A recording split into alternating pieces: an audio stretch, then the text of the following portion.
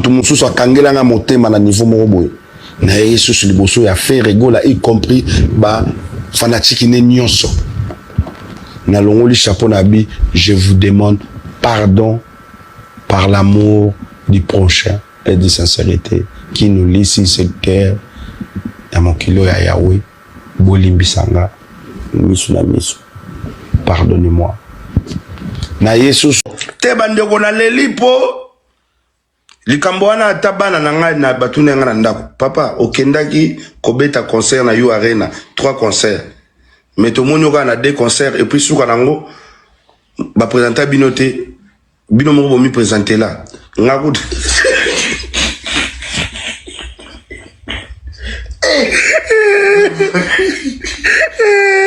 na musala makasi ça na bandula keti Kolo yoro mokole la te basa ah Seigneur Côte d'Ivoire va présenter yo makasi ah puis on peut me choix c'est là le petit mouchoir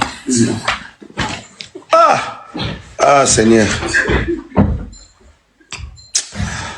ngana futa nyonso nga moko ah ouais à part kaka voyage moko o ya poto premier voyage bien nous to sombaka voyage na nga liboso poto ndenge toyaki makama You Arena ndebo yaki mama yo ba invitaki ngai ba futeli nga billet ba pesi nga visa ah ouais débilo ko wana merci et Sili mais ba loja bino ba bon nde to salaki ba to sala 3 mois là ba lojaki nga pendant 1 semaine après au to tikali nga mon ami loge mais bravo papa bébé dans le concert à Fali voilà Arki à ceux qui arènent à ceux qui arènent à Bordeaux c'est juste là derrière mais dans le lobby hein, s'il vous plaît les Congolais et les Congolaises nandenga mabete hein bosomba bomoni loko babengaka o bataka na mapeka wana ya babulu wana botaka ba parfum te botsa ba déodorant parce que sola mapeka moko ya laki na kati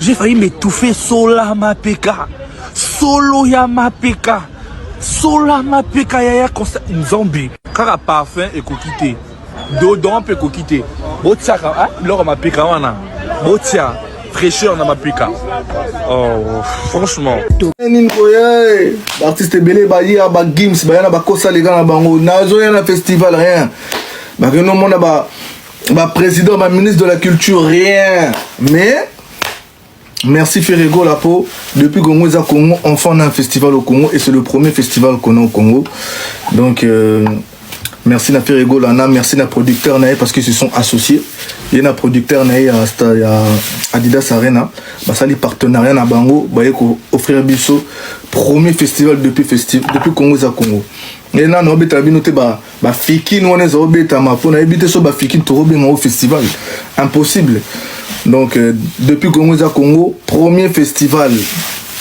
Festigola il y a des grands noms bataba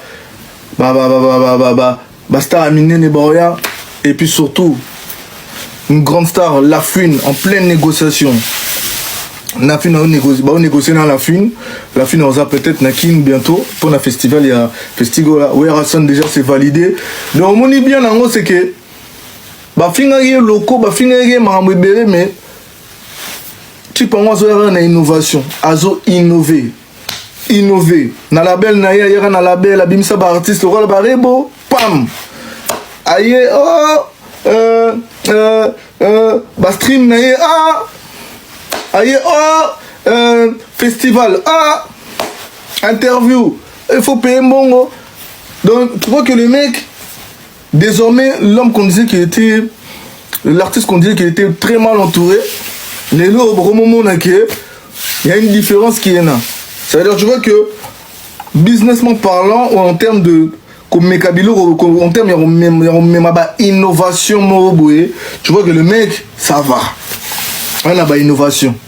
Si on a aussi, mais là, il faut que moi, douleur, Katina, il sort, ou il y a côté qu'on a concerne ici. Donc, on a vu que Adidas Arena, sold out, plus que sold out, débordement. Pour nombre les ragis, le nombre à battre les ragis. Donc il faut qu'on respecte déjà depuis 2024 à 2024 depuis le côté 2024 c'est l'artiste de Sali sold out na poto ça va Izara, na artiste congolais, il y a francophone, il y a Banin. Il y a Afrique francophone. Donc, il y a beaucoup de musique. Donc, si l'artiste d'Afrique francophone a dit sold out, en Europe, dans la France, Izara, peut-être je me trompe face à ma recherche. En place maintenant, annoncer maintenant sold out. Non, il faut tout respecter. À ça, moi tourner bien, que Adidas Arena na double. Ça dit complet na sold out na guichet fermé na à qui Suisse. C'était pas sold out mais baye belé. Ça les tourne moi à 80%, c'est très bien, félicitations. À qui coupé ta festival na à couleur café a signé déjà un contrat à tourner en 2025 avec une grosse date et une grosse tournée qui arrive en 2025 avec des pays comme la Belgique, des pays comme l'Angleterre et puis France aussi. Donc vous allez la préparer parce que l'artiste en 2025 a peine à tourner mon aîné. Donc vous avez déjà Suisse na France, Togo France, Belgique na Angleterre. Ouais. Donc dans le concert à Fali, voilà. Arki à ceux qui arènent à ceux qui arènent à Bordeaux, c'est juste là derrière. Mais dans le lobby, hein, s'il vous plaît, les Congolais et les Congolaises, n'andenga mabete, hein, bosomba, bomoni loko babengaka o bataka na mapeka wana ya babulu wana. Botaka ba parfum te botaka ba déodorant parce que sola mapeka moko ya laki na kati. J'ai failli m'étouffer sola mapeka. Solo ya mapeka.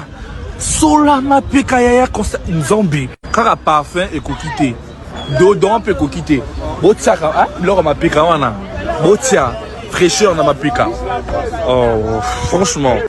Mais Marius Monga lobby qui est so bazui Falina te baboti bon libanda to mona mutaze international c'est Fali. International Yassima. International Yassima. Yassima. Fais quoi l'international bon. Il